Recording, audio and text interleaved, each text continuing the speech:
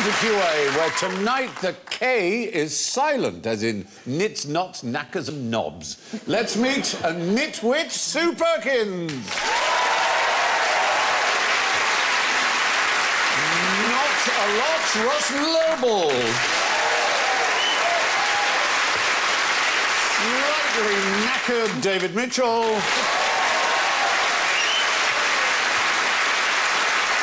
And a complete... say no more, Alan Davis.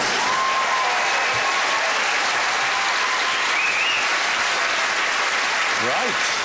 All the K's are quiet, and so are their noises. Sue goes, shh. Ross goes,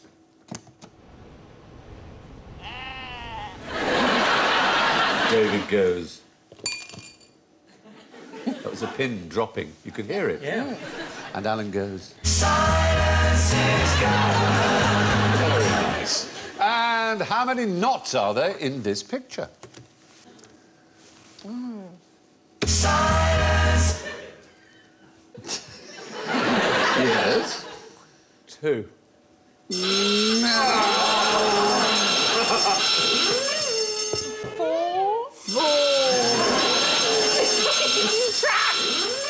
Well, you've got some options.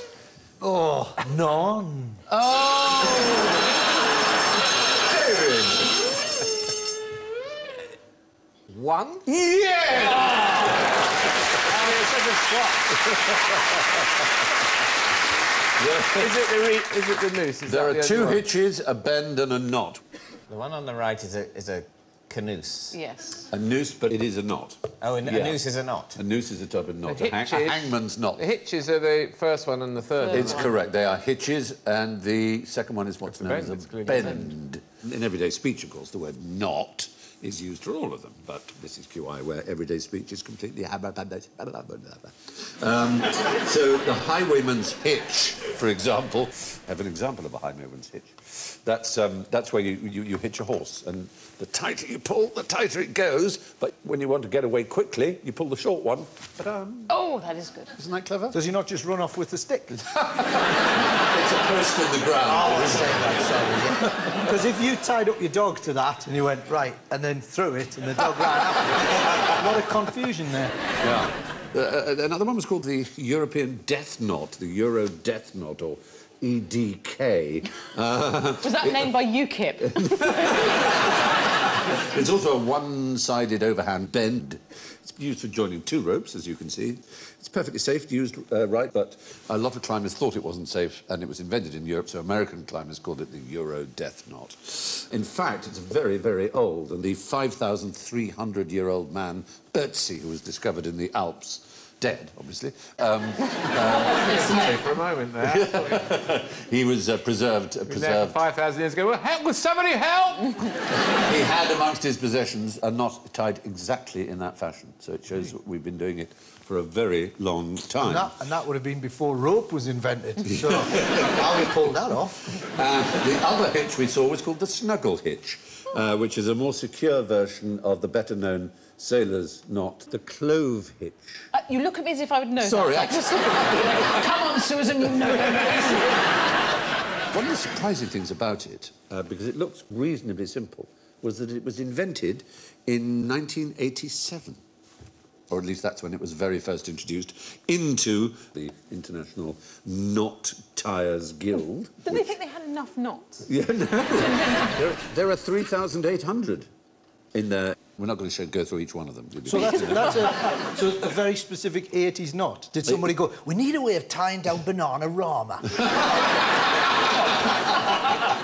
It was a man called Owen Nuttall, anyway, who invented it, and he called it the snuggle hitch. imagine he speaks like that. Well, The snuggle... Nuttall here. He might well do. knot.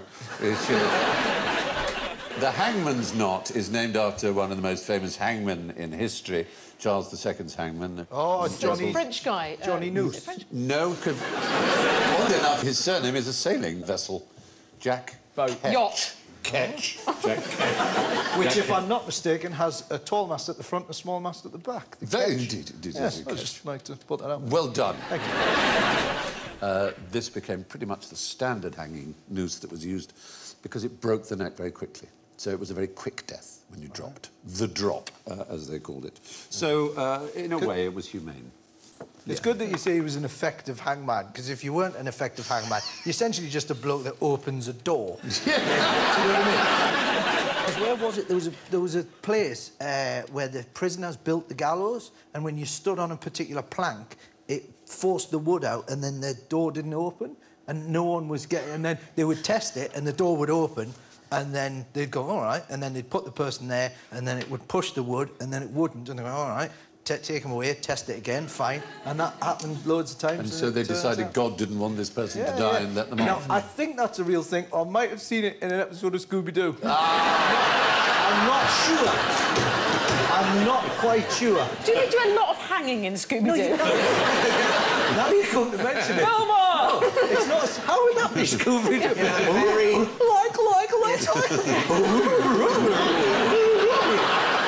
You're right. Shaggy! It was Mr. Catch from the Hangman all the time. So, now, I want you to take one of those each and tie yourselves together, as it were. This has gone quite dark. Yeah, it's Just me. It's like a party game in the 70s. So, put each one of those around your wrist. No, no, don't undo it. Well, I can't get Oh, my hand sorry. through that, can I? Little cock grab, that is. Try with this one.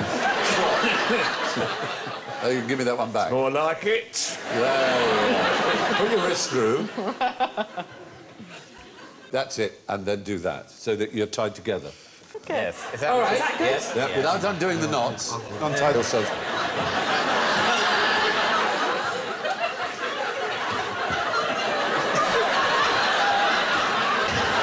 Oh, I see.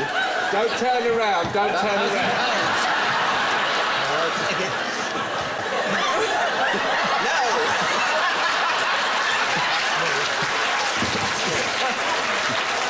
So that's it. You go through there. Yes! Yes! Emphatically no! Completely not. Hang on.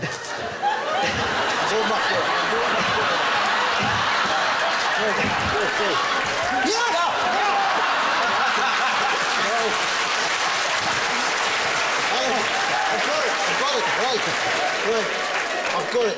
If I do a forward flip... No. Right. Let's see if we can get... Oh. Oh. I think technically you're now married. What? I'm coming down. I'm coming down. You two hold it for a second and watch, because I think Sue was onto something. OK, this is what we did when we were regularly handcuffed together as children. You mustn't untie the knot. But... Ooh. Yay!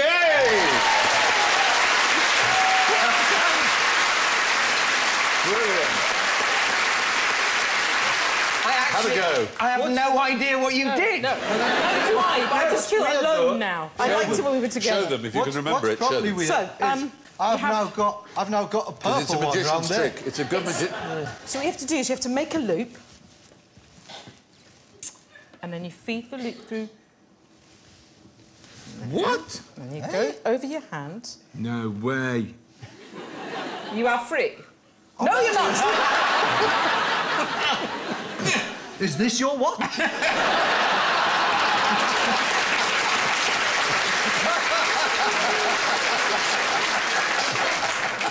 Oh, we've given up. We've Hang given on. up. If I take my trousers off... I think we have to call it skip a that. disaster.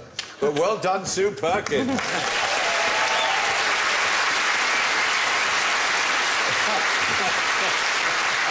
It was like playing S&M Twister. It was rather, wasn't it?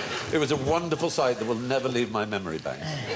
You're now a shoo-in for the 50 Shades of Grey movie, the pair of you. You are. Absolutely. So, if you want to tie the knot at a knobstick wedding, what do you need? A knobstick wedding. wedding. Yeah. I think I've been to a few of those. It's not an offensive term for gay marriage, is it? That's right. I'd be very surprised and disappointed to hear that on this show. It is now. And if you imagine a knobstick as being some sort of weapon, is there another type of weapon followed by wedding? A shotgun. Exactly, pretty similar to a shotgun wedding, which is from a later era. But a knobstick is a stick with a knob on the end. So you just wave your knobstick around and someone goes, all right, I'll marry you. It's a club. What used to... Sorry, I was about to go, that's what I did to my wife. No, she might be watching. A knobstick is a type of wooden club. Now, if a woman was unmarried and had a baby, that baby was said to be on the parish, like Oliver Twist. And the parish paid for workhouses and the parish had to pay for the babies. And they didn't like that. So in smaller villages where they knew who the father was, they would force the marriage by threatening them with a knobstick. And that was what a knobstick marriage was. It was an enforced marriage, because the moment a man marries a woman, he is responsible for the baby and the wife. Whereas if an unmarried woman was in the parish was. So it's that simple. There's a description of one here from 1829.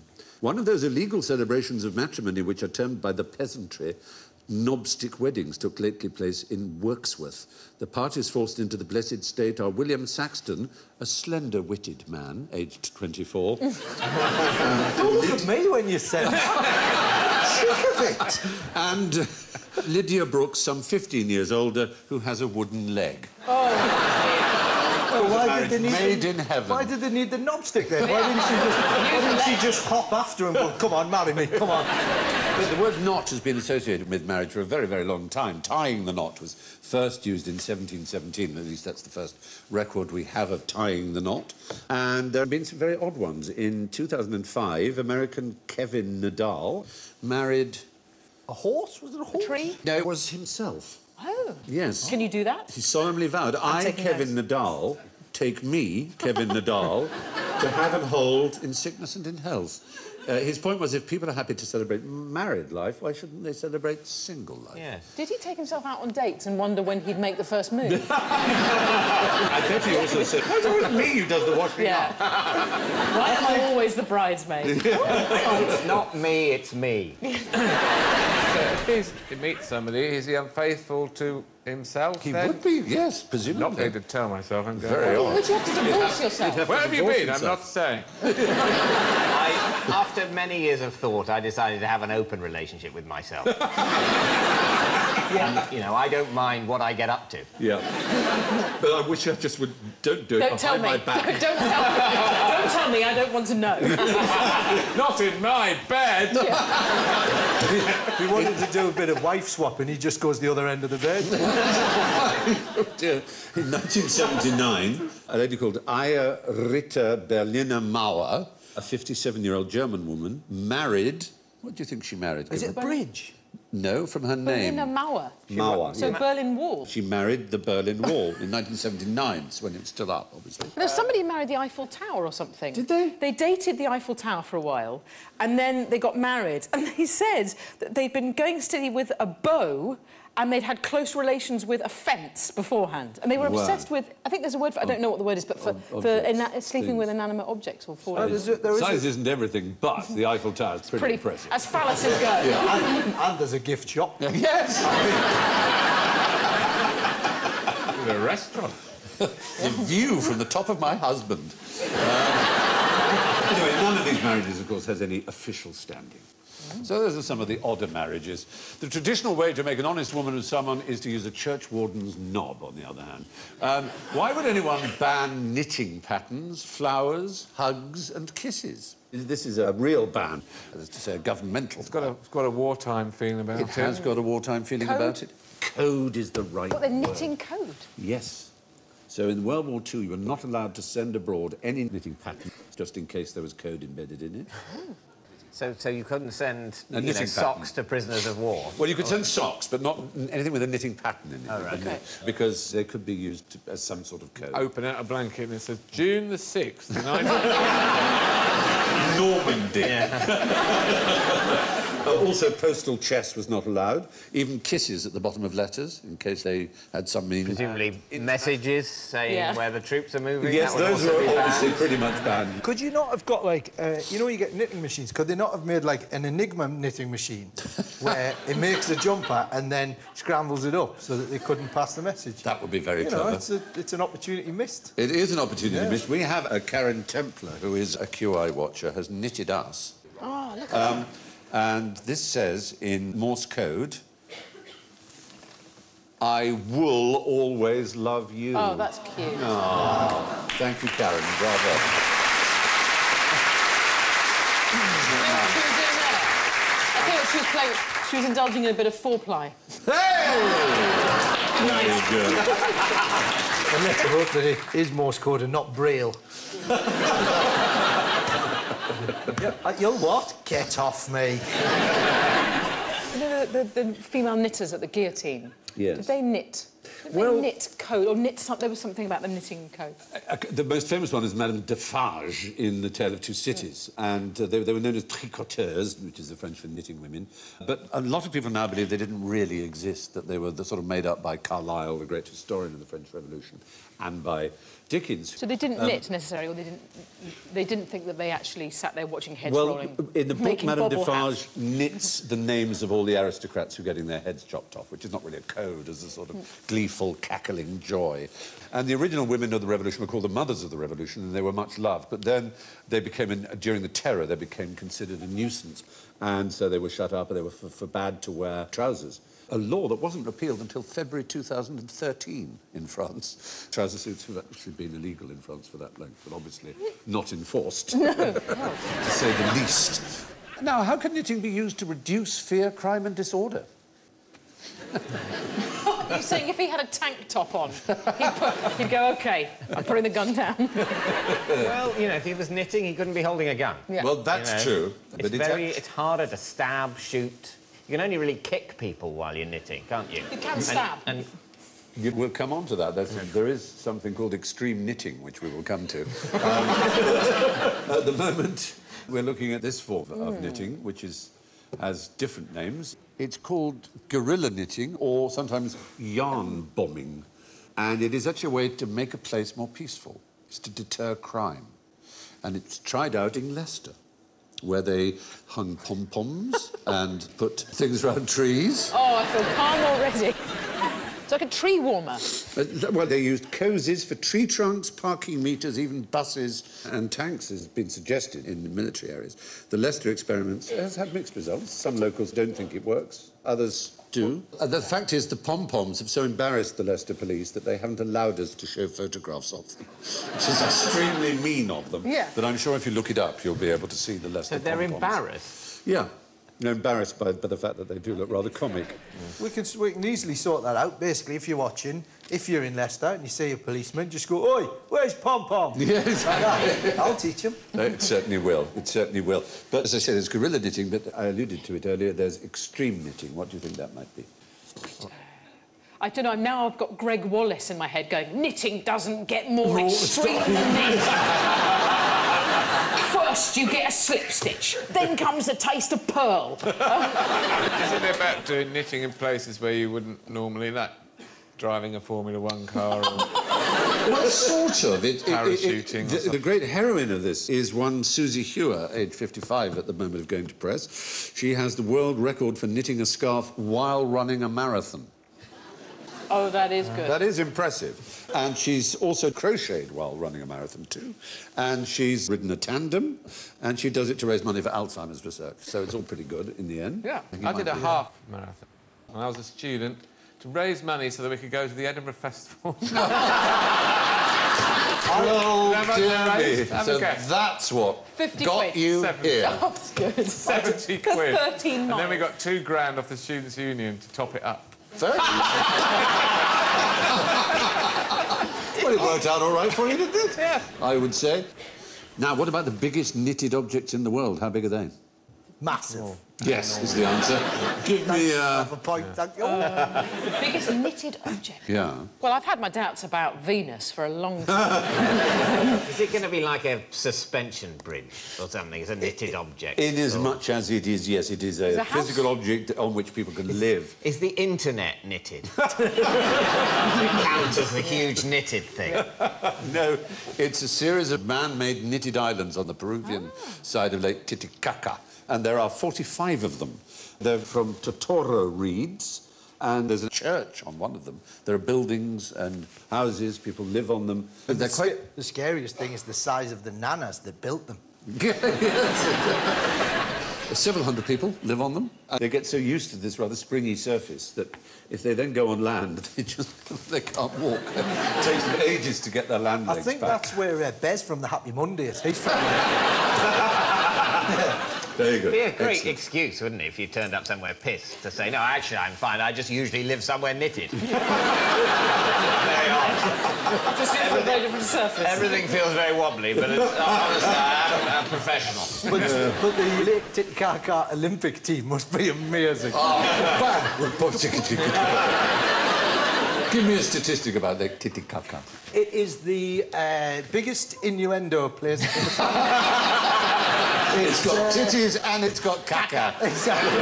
Is it very, very high? It's the highest navigable lake in the world. That's quite right. Navigable means you can go in one end and out the other. Well, yes, yeah, you can get ships on it, and there are many ships on it exactly like that, and ports and things like that. There are higher lakes which you couldn't get a Not ship been made onto. more navigable by loads of knitted Knitted, islands. yeah. Yes, get in the way. Yeah. So, anyway, now for a new round, What Katie Did. Here are 5 creatures and 5 names. I want you to match the creature to the name. Oh, right. OK. There's a dragon-headed, a spike-headed, a horned, a mimicking snout-nosed and a small-hooded, and they're all called... Sheila. No, they're called Katydids. Why might they be called a Katydid? A catitid? No, it is actually pronounced Katydid. It's because supposedly the sound they make by stridulating their wings, as many of the crickety-type animals and cicada-type animals do... Crickety-type animals? Yeah, crickets, grasshoppers, locusts. And this is the... you do it in your nature shows. Go, oh, these are the crickety-type ones. Crickety ones and the footballish ones. So their bingo wings sort of rub, and they rub let their off rings, and it makes a chirping noise, yes, but which mine do that. puts them in common with locusts and grasshoppers and cicadas and so on. But they're called katydids because apparently the sound is Katie did, Katie didn't. I don't know. We haven't got a recording of it, so I can't help you. Katie didn't, Katie did, Katie didn't. Let's show the answers in a colour-coded sort of way. Well, there you can see. Oh. But they're strange creatures, and the most impressive in some ways is the small hooded, which, as you see, is the purple one, which looks like a leaf. We're looking at it very closely, and it's moving, but it wasn't discovered till 2010. It lived for millennia, and it's not even rare. It's in Australia. It's because its camouflage is so astonishing. The mottling of the leaves and everything else is such that people just don't see it. It's the longest game of hide and seek. Yes, it is. What's that little blighter in there? He says, that's an animal, that's alive. Oh, you got me! Terrifying thing, actually, suddenly to really, you know, that things that we've been looking at for ages turn out to be animals. Yes. You know, that you're suddenly looking at 4 trees and suddenly realise, oh no, they're legs. There's another katydid which does a very extraordinary thing. It's a record in the animal kingdom, as far as we know. It's the male tuberous bush cricket. It has the largest testicles for their weight of any animal. Oh! That's 14% of their body mass. 14%? 14%. Go now. It enables them to fertilise as many females as possible. They do this by inserting a jelly-like package. Why are you looking at me? I'm sorry. called a spermatophore into the female. But the back end of this spermatophore, there's this bulging packet of spermatozoic jelly. There's too much of it. It bulges out, and the female reaches back and eats it for lunch. Yes, so it's a romantic dinner for one. So it's a double.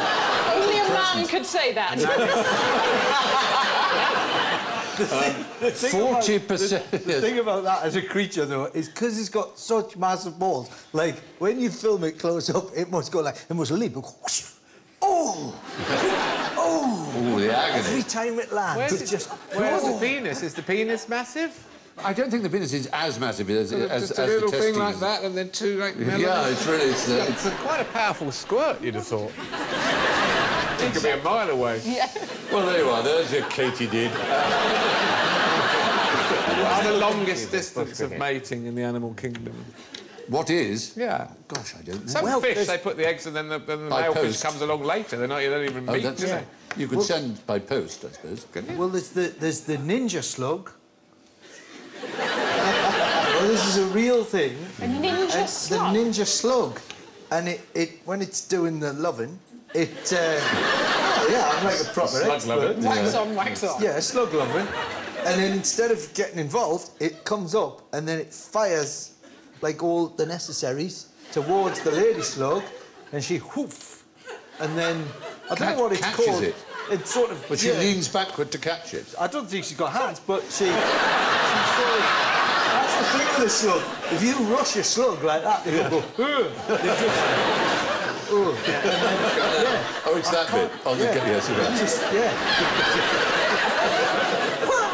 and then, Are you saying it's like meat and two veg detach? Yeah, takes it And off. takes it off and fires it at Takes it off, and it... Again, I'm not sure where I found this out. Scooby-Doo. That's definitely Scooby-Doo. Sort of, it's a bit... and then it... Woo, like that. I've definitely seen that with Scooby-Doo. And then I think she's like that. Woo. And she's basically like a goalkeeper, just readying herself. Yeah, honestly, it's like an explosion in an Ann Summers. Well, that's terrific. Well done. There's nothing worse, though, when this slug comes towards the lady and she dives the wrong way. Moving on from the enormous knackers of the Katydid. What can you tell me about the royal knackers? Well, I imagine they're pretty toasty right now. Is it where They've got a royal knacker's yard? horses are killed? Yeah. The royal not knacker's yard? Yes, they don't any longer have a royal knackers yard, but they used to. There was, of course, in the Victorian age and earlier, a great need to get rid of horses who had died and to make the most of them. And they went to knackers yards. And there was... into lasagna. And they were made into all kinds of things. And the royal knacker was one John Atchiller, who had the royal warrant from Queen Victoria to knacker her horses. And he was the official horse slaughterer. He's buried in Highgate Cemetery, where there's a tomb with a prancing horse on top of it, like a Ferrari mascot. Is it prancing the other way up? Maybe it's prancing as a sign of revenge. Yeah, maybe. We got you at last, you bastard. Yeah. He had two knackers yards. The first was in Sharp's Alley near Smithfield, and then later near King's Cross at Belle Isle. And they were famously malodorous. You wouldn't want to live near them. Huge copper vats filled with horses being rendered down. But here from 1844 is an extract from Bentley's Miscellany. The knacker's cart arrives in double quick. The mob admires the cart, the royal arms, and the inscription, "Knacker to Her Majesty." The royal knacker, a swell knacker in cords and tops with a bit of butcher's apron, just as big as a bishop's, merely to distinguish his profession, poleaxe in hand, descends from his vehicle. Well, that's pageantry. That's pageantry, exactly. That's what I want to see televised. David Dimbleby doing the commentary, the slaughtering of the royal horse. Absolutely. It wouldn't be David Dimbleby, though, would it be Fern Cotton? Oh, I'm afraid People would say, oh, they've ruined the horse slaughtering. They've trivialised the knackering. Yes, it used to be so respectful. So much pomp and circumstance. Explain what bit of the horse was bubbling up to the top now. Is it a bollock? Is it an eye? Yes. But they don't know now, these new presenters. Football clubs used horse oil to... I don't stop Lubricate chafing. something. Yes, their boots, actually, oddly enough, to keep their boots supple. Cricket teams rubbed it into their bats, much as they then used to do with linseed oil. Doctors used neat's foot oil to massage a patient's joints after coming out of plaster. You'd use that. Selected bones were sent to knife manufacturers for the handles. Oh, there you are, look. See, horse meat for sale, this store only. With beef, lamb, veal, pork also available. Yeah. He's thinking, well, I won't have The horse looks a bit worried. The horse is deciding which to have. But by strange, I don't know if coincidence or irony is the word, but in 1824 the RSPCA was founded, and there's a plaque to show where it was founded. Old Slaughter's Coffee House. That's what you want to do after you've been at a good old night slaughtering, is have a latte. Yeah. I fed horse meat to a lion once. Did you? That was a pony trek gone wrong. Days we were lost. No, I was in Namibia. Yeah. Doing a documentary about this place where they rehabilitate big cats. Well, they had 3 lions, a bit like Clarence the Boss-Eyed Lion from Dactyl. I remember him well. You know, he kind of was semi-tame. And they fed them horse meat. So if a horse died anywhere within about 300 miles, they'd try and get hold of it.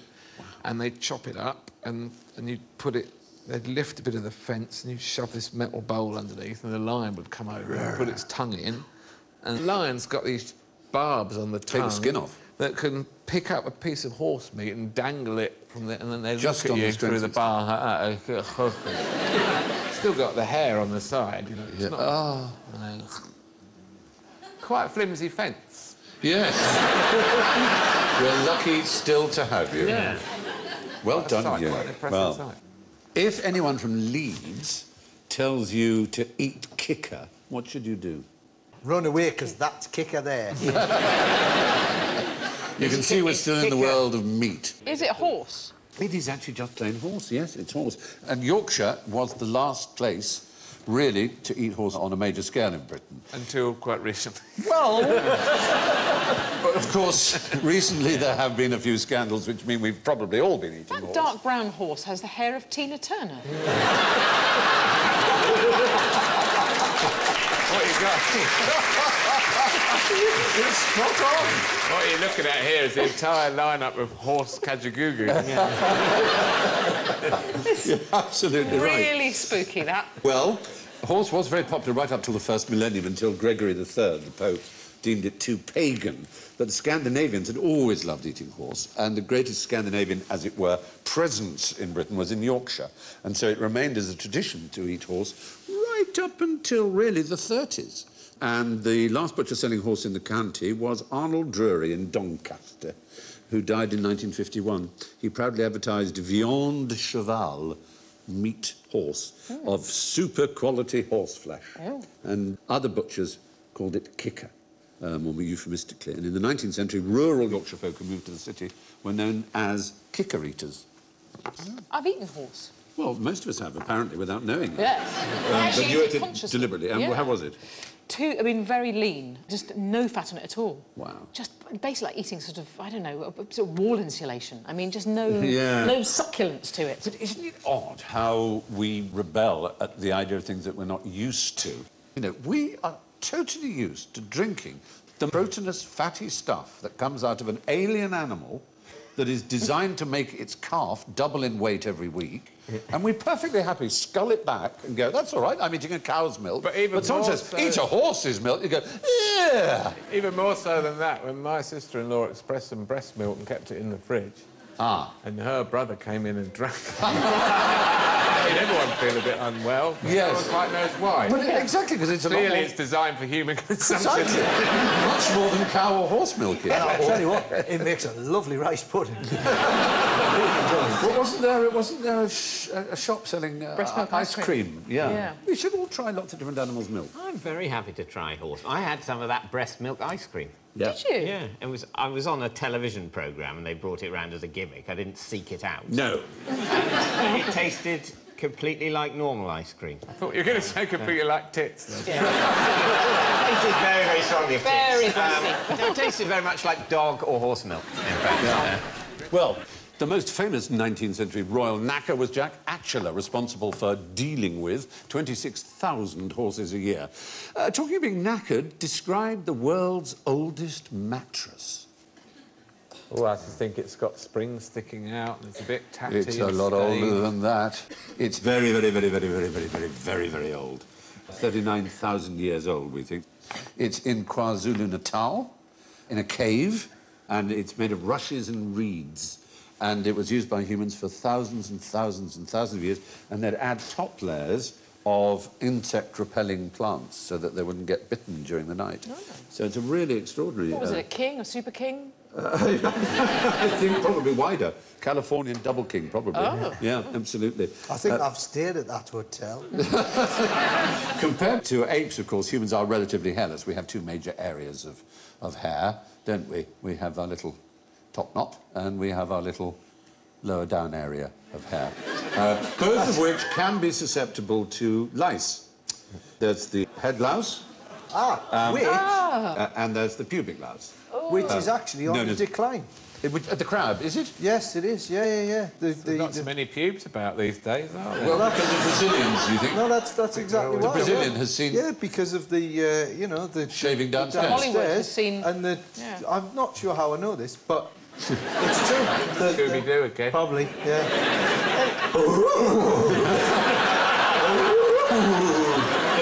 And if it hadn't been for you pesky kids, I'd have gotten away with it as well. But yeah, apparently their numbers are... Yeah, I mean, they've had to actually start sanctuaries now. Special pube sanctuaries, and I donate, like, every month. Little crabberies. Money comes To out provide direct natural debit. habitat. The natural habitat is shrinking. Yeah. It'd be awful, wouldn't it, actually, though, if you found you had pubic lice and then there was some sort of Environment Agency order on it that you couldn't get rid of them because they were so sorry, it's important to the ecosystem. They're restricted, they're zoned. They're like bats. Yeah. It was assumed that when we were hairier beings, we had various lice on our bodies, and that some of them specialised in the head and began to sort of evolve into head lice, and the others specialised in the pubes and began to evolve into pubic lice. But it's been discovered that they're not related at all, and that our pubic lice are actually related to lice that live on gorillas. Oh. Which asks a rather interesting question as to who was it who made that... David Attenborough. Yep. David No, it was 3.3 million years ago that the jump was made. I think that still works, David. So there's no... So they're down there and up there, no... But, you see, I've got a... They're not related? I've got a sort of nature corridor. Ah. Well, you might... I think you'll find they'll try down there and not like it. They'll stay up there. And they all stay down there. How dare you? That's an area of outstanding natural beauty down there. It's an immense distance, let's just say an area of special scientific interest. I've had a picnic area put in. I've got a gift shop down there. Coach park. Oh, my God. There must have been sort of louse meetings, though, somewhere in people's chest hair when the more... Yeah, exactly. Yeah. The more adventurous of the head lice meet the more adventurous of the pube lice, and... Yeah. You'd imagine. They must have tried mating. To make chest lice. They created a new species, tit lice. Yeah. Just live around the tit area. Tit louse is good. That's a nice thought. I like that, yes. It's almost Beatrix Potter, yes. isn't it? This is a children's book waiting to happen. It is, absolutely. You're going to do the audio recording. Moving on. What's the oldest profession? And we were all terribly frightened of the prostitute. I hope prostitute. I'm just shouting prostitute like I usually do. Prostitute. It must be 5 o'clock. Whenever I walk past it in Soho and you see that models upstairs, it would be amazing if you went in there and it was just like a Hornby model railway and just loads of women in their pants just going, come on, it's brilliant. We've got a station box. But it's not prostitution. Is it knitting? No, but you're right, it begins with a silent K. When we made early tools, what do we make them out of? Flint napping. Napping. Yes, flint napping. It seems to be the oldest profession from archaeological digs. We've seen a Homo habilis, handyman. He was an early, smaller version of us, and he napped away at flint to make spearheads and so on. It seems to be the first job that we know of. But logically, if someone's tried hunting just with a normal stick before he's asked someone to have a go at napping some flint to make his stick sharper. So I reckon hunter's got to be a job pre-napper. Yeah, but you were it was self-employed. Well, you ate the food and you gave it for the family. I reckon they were all probably... None of them were on PAYE. No, I was going to say, is it even before hunter, though, surely spear caddy. Spear caddy. Who hands the spear to the hunter. Oh, like a spear caddy. Could I have the number 4, please? Of course, you don't have a thing without a wood chopper, a wood cutter. Yes, you've got to have one of those. You're right. But anyway, flint napping was certainly an older than... All of this is before certainly prostitute. the oldest one with the silent K. Yes. Yeah. Is there a word for prostitute that begins with a silent K? I don't know the one. Probably. Knob gobbler. Wow, that was good. That was fast. Yeah, well, the oldest human occupation we have evidence for is flint napping. Now, what should you watch out for when handling these? What Oh, roses, rose stems. Old women with secateurs. Well, that's one thing. And what else? What else might harm you if you tried to pick them? The thorny bit. No, roses don't have thorns. Thorn bushes have roses. Is that it? Is that the trick? No, roses, they're called... Prickles. Prickles. Well done. Absolutely right. They're not thorns. A thorn is a very specific thing, botanically. Thorns are modified branches or stems, and prickles are part of the plant's skin, which is what those are. They come out from it. So when Bon Jovi sang Every Rose Has a Thorn, They were he lying. made an absolute fool of himself. They did. Every rose has a prickle. That'd be great, wouldn't it, if you went to a Bon Jovi gig and every rose has a whoop, whoop, whoop. You've got to invite him on the show, I think, haven't you? Absolutely right. So let's see if we've learned something tonight. I'm going to show you something. And tell me, is there a thorn in this picture? There's not one on the rose. No. Well, you said no, didn't you? But you were more accurate. You said there's not one on the rose. But is there one on the crown? No, there isn't one on the crown either. One on the grass? Oh, Alan, you were the only person on the programme where we covered this.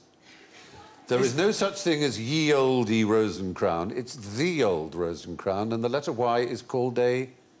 Thorn. Thorn. The letter is the thorn. So the Y is called... A thorn, yes. A thorn. It's a When you th see sound. that, you There don't was a say yod. ye, you say the. The. It doesn't... So when people say Just ye the. olde, they're completely wrong. It's the. I will never get it wrong again. So you no longer have to say ye olde tea shop. It's the olde tea shop.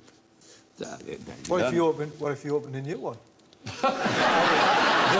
Just called it the new tea shop. Now, who fancies one of my knickknacks to celebrate the beauty of chemistry? I've got a bottle here of alcohol. But this is not drinking alcohol. I'm just going to... That was full at the start of tonight. What I'm going to do is I'm going to make a cloud, which I think you'll find is rather exciting. I've got a pump here, and Alan, I'm going to ask you to pump me, would you? Every Monday. And by doing this, I just make it evaporate a little, and I'm going to stick the plunger in as soon as I can so it doesn't get too much. Now, by pumping it in, you're applying pressure to this. There you go. So I pump? About 10. 2, 3, 4, 5, 6, 7, 8, 9, 10. That'll do. Is it going to blow up? There we Is it go. going to And... explode? Oh! Cloud! I've made a cloud. But, pop it in. We can now make it disappear.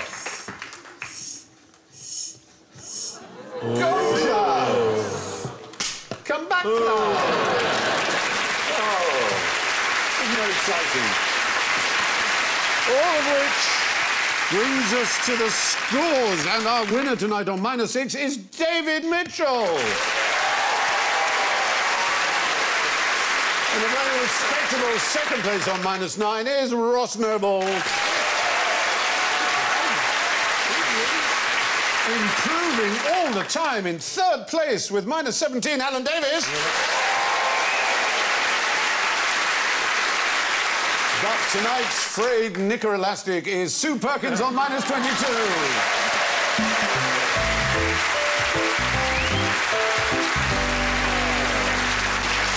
Well, that's all from Sue, David, Ross, Alan and me. Good night.